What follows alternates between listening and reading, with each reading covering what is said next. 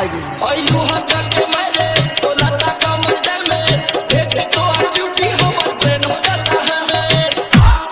ए बाबू अरे वॉल्यूम कम कर।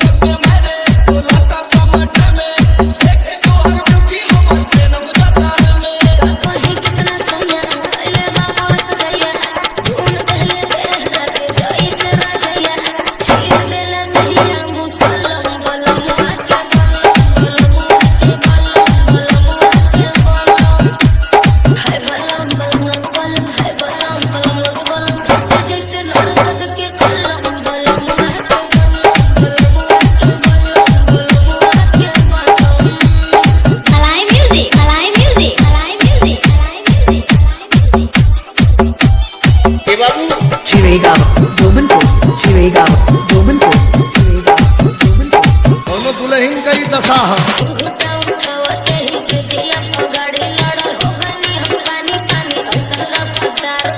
ये भैया इतना सर्ज रहा लेकिन फर्ज में से बढ़िया भाव बा।